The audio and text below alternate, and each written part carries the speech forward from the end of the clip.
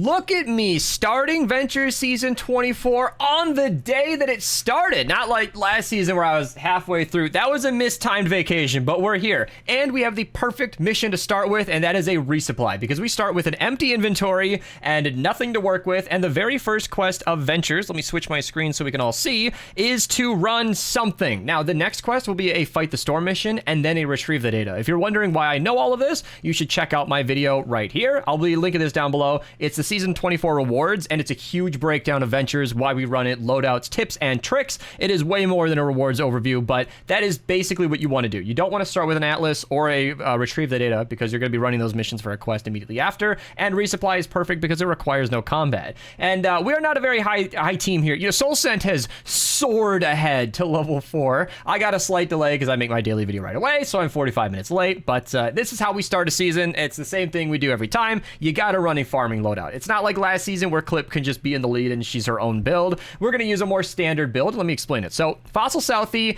and Clip both have the exact same materials per hour, whether she's in the lead or she's in support. I did show this in a few videos on my channel where I was farming a bunch on camera. It was a fun little series that is pretty much over now, but I could bring it back if you guys want to hang out with me while I farm in a city zone or industrial. We could do that. Comment down below. But I really prefer Fossil Southie in the lead because they are literally identical items per hour, but he has more energy left over to use his abilities like Seismic Smash and Teddy, and phase shifting, which just gets you around the map more. You'd think that phase shifting would translate into better resources. You'd think that phase shifting would translate into better resources per hour, but it's pretty much the same. So Saurian Vigor and Saurian Instinct, I don't plan to be doing a lot of combat, so more healing is better. Honestly, Vigor felt good when I was setting this up, but that is so nothing. I think Saurian Hide, Yellow Ben's war cry from the stream. I do record these on stream, so if you guys want to hang out with me while I'm making videos, Twitch link down below, but Saurian Hide is just too useful, and oh my god. Eternal Wanderer. All right, I'm glad to be saying this in a video instead of a stream. She is awesome. I was really hesitant. I was apprehensive when she came to the game. I thought double stamina wouldn't be a problem. It's honestly more of an issue that we have a double space here. It's been bugging me since launch. Epic, please fix that. Anyway, her double sprint stamina is incredible. I hate running loadouts without her. She has infected her way into my shotgun build as well. Yeah, no, that's not my shotgun build. Oh, it is. It's just a totally rocking out hero. It just gets changed. Actually, this is a video I made where I covered all of my default loadouts. This is a shotgun loadout pretty much. You swap him for buckshot, and then you swap her for her, and that is a shotgun build. It's actually that simple. Although for a shotgun build, you know, Chaos Agent goes really well with Ground Pounder. I digress, but for the farming build, I am just going to be doing, not that, we're going to be doing just this. She's so good for the running around, and then Clip absolutely needs to be in support. Fossil Southie is only the same in the lead if she's in support, and that's because he punches more often, and then we are punching a lot, so Archaeologist makes that cheaper. All right, you can tell this is a casual video because of how much digression I'm doing. I'm going to be linking down below my default hero loadouts video, the farming video that I made where I was testing farming loadouts, and I'm going to link a best farming loadouts video, which will show you what I just told you, but it's more in-depth if you don't have every hero that I'm using now. All right, we're in game. So with an empty inventory and no ammo or anything, you kind of just punch whatever. Honestly, you can get all of your weapons from vending machines, glowing animals, and encampments, and well, you can't get weapons from encampments, but you can get the resources, and you can get everything you need from anomalies, and it's so much. It's so much. So honestly, all you need to focus on in your first game is farming, because as you level up in Ventures, you will be getting more than enough resources, more than enough weapons later on. Your first game on should be getting at least 1 or 2 useful weapons, and then mostly builds. Mostly builds? Yeah, you just need everything. It's kind of inspiring. It's kind of relaxing that you need to just get everything you possibly can. Cars are really inefficient for nuts and bolts, but if it's right in front of you, then you might as well. And a big tip for energy generation. You will get 6.2 energy per second when you are when you're generating energy, but there is a 2-second downtime between spending energy and naturally regenerating it. So Southie will give you 12 per second no matter what, which means as you're punching with your anti-material charge, you will get 10 or well 12 energy back through the 1 second time frame where you're punching. So I actually slowed down the footage when I was testing this. If you are punching, you can see like down there it is generating as I go. So even though your punch technically only costs whatever it says up here, right down there we go, does it even say 35 energy, and then that's reduced by a little bit because of Archaeologist. So 100 goes down to, oh, it is 35. Interesting. So that is her reduction. But my point is my point is that it says 35, but you're really only ever actually suffering through 23 energy from your thing. So there you go. There's the Ventures modifier going, by the way. Every 30 kills, you and your teammates will pulse some damage. And we've also got Blockbuster going along as well. I highly recommend staying on top of that. I am highly focused on farming right now, but if you want to take advantage of your attention span being not as spread thin as mine, you can kill basic husks, destroy some beds, use some ranged weapons. All of these different things help you. Keeping up with all of your quests at once is really the most important way to level up efficiently. You don't need to do all of that. It's completely optional. Ventures isn't like hard. You don't need to make it any trickier than it needs to be, but it is something to consider. So again, I'm using my pickaxe here, probably inefficiently. I'm not that close to another important mining resource, but like I said, you might as well wait 2 full seconds and regenerate back to full so that you can get as much as possible. This is not the electrical grid thing that I've shown before. In my how to get every item video, the updated one, I showed punching one of those electrical grids, not that one, but a different, better one, and that gave me like 290 nuts and bolts in like 2 or 3 punches. It was fantastic. So looking for that is also a really good use of time.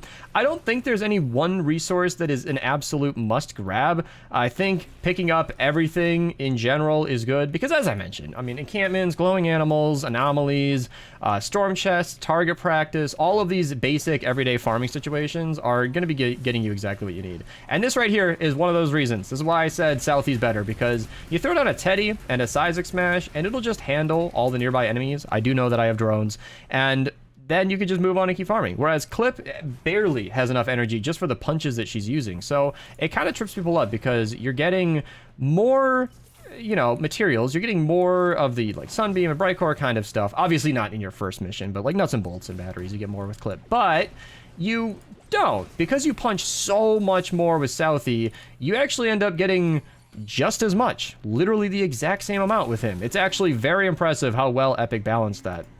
And with her, you're using all of the energy you possibly have. And she's only giving you a bonus on the extra stuff, like I mentioned, like Rough War right there. With Southie, in a mission like right now, where we are literally farming anything and everything we can get our hands on, Southie is just giving you more punches for everything. So while Clip is improving certain resources that might be deemed more or less valuable to you as a player, Southie's just getting you more of everything else. So yeah, I feel like whether or not you prefer Clip or Southie, it's honestly a debate. I feel like it's pretty final that Southie's better. A lot of people do make the argument that you can get more Sunbeam, you can get more Bright Core with Clip, and I guess, but if you're going into caves to loot for those items, you're already doing it wrong. I know I've said this twice already, but I really got to hammer it home.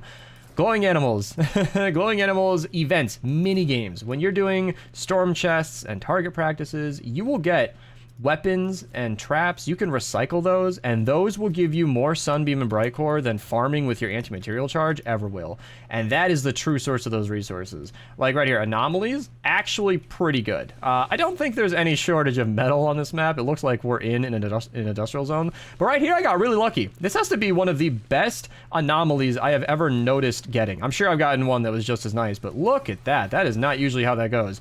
Look how much time I just spent for what ended up being, oh, very small, 72 metal. Yeah, that is much more worth it in the end game of Twine rather than the game 1 adventures. Usually it's worth doing later on, but yeah, I mean, look, here's a big encampment that I don't want to deal with. So I throw both drones, my Teddy, my shock tower, and I am back to 88 energy when I go to spend it.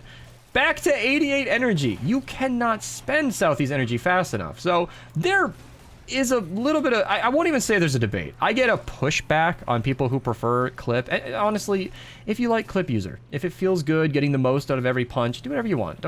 I'm not trying to make enemies. I'm just saying I am 100% team Southie in the lead. He just makes the most sense to me.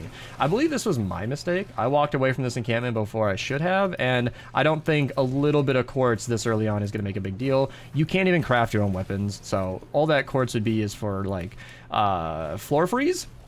What can you craft with quartz with traps? There's something else I'm forgetting, but I'm doing a live recording. You have your full brain, so comment down below what you can craft with quartz. But I've put all of that into how to get every item video, because I made that little icon in the top left, that little graphic of where every resource comes from and which traps craft it and recycle to give you that. So a tar pit, I don't think tar pit takes quartz, does it? That feels wrong. It does. Yeah, I thought, is it?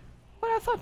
tar pit was... Oh, it's rough ore and quartz. Okay, well, there you go. Anyway, I'm not really using tar pit or floor freeze right now because it's a level 15 venture zone. It's going to be a while before traps are really an important feature. So, yeah, you can see, just with 3 minutes left in the game, I've got thousands of builds, a little bit of nuts and bolts and batteries, so I can at least craft like energy ammo if I find, you know, if I get lucky and get a xeno ammo right away.